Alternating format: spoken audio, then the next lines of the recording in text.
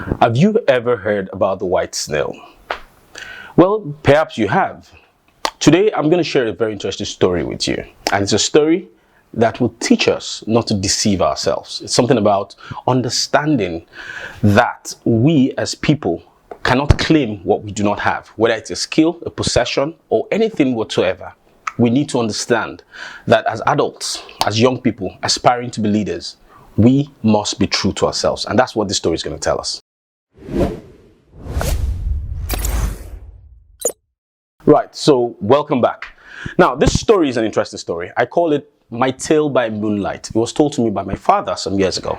And I was much younger, and it was a very interesting story that I would like to share, especially for all the young people listening in. I've also written this story on my blog, so you can go to akinakingbogun.com and read A Tale by Moonlight, and you'd enjoy the story even better than I have said it.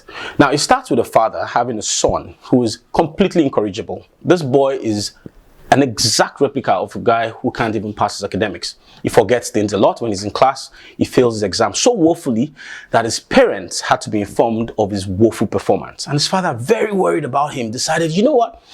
I'm going to take this boy down to a local herbalist, you know, the type you see in Hollywood movies, so that they can have and check the oracle and see if there's something they could do to help this boy. And so the father drags his son all the way down to the hut of this very old herbalist, who sits them down and asks, what do I do for you? And the father says, you see, my son here has the worst results. He passes and fails all his exams.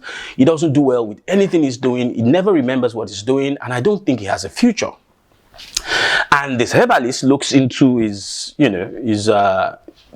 if I should use that word, and he looks closely and he says, yeah, you're right. Your son is up to no good. He's not going to be any successful in life. He wouldn't make any good thing about his life. So I think that there's almost nothing we can do about him. And the father pleaded so much with this old man and says, please just help.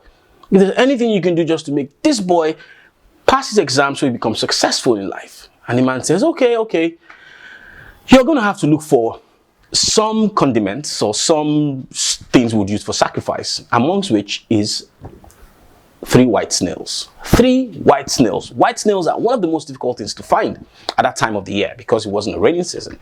And so the father says, how do we get a white snail? And the man says, well, of all the other things you need to get, you can go over to the farmlands and search until you find that white snail. And so the father and the son goes into this forest and they start searching for the white snails.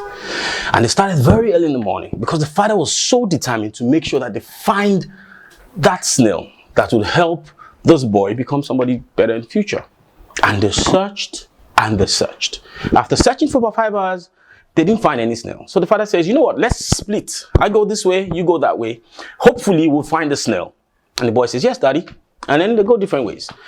And 1 hour later, the boy yells from afar, daddy. And daddy says, what? And he says, I found a snail. And daddy says, oh, great.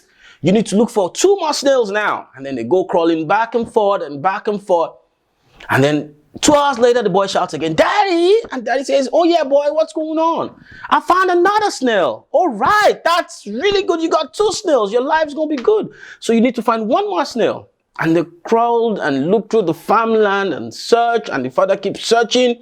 And when it was getting quite dark, the boy finally shouts, daddy. And he says, what? I found the last snail. Good. You got all 3 snails. Fantastic. Let's go straight to the herbalist, to the old man's house, to see and show him that we found the last part of requirements for the sacrifice. And so they head back to the herbalist house to show him what they found. I mean, they've toiled all day, and so it's about time for them to show him what they found.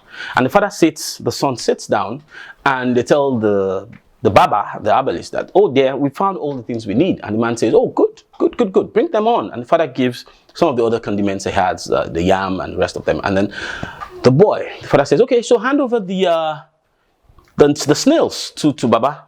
And then the boy says, daddy, I was only joking. There was no snail. I was just tired. I was tired of being in the farmland and searching, and it was getting dark. And so there was no snail. And then the father looks at him like, are you serious? No snail? So you mean I toiled for nothing? And so that exactly is where the story ends. The interesting about the story is, how would you like it to end? The father smacking the hell out of the boy? or the father completely leaving the boy out and saying, you know what, you're incorrigible, I can't deal with you, stay by yourself, or what? Because now that's the part of the story that the lessons I'll be sharing next. So there's always a lesson to learn from every story, and this story has a lesson to learn as well. One thing is clear: we must reflect on ourselves. We shouldn't claim the things we don't have. I mean, the possessions that we claim to have, that we do not have, we deceive only ourselves, no one else. But you know the interesting thing about it, even when we claim to have things we don't have, some other people can get inspiration from those things and even get those things before you, who's claiming to have it. Ironic.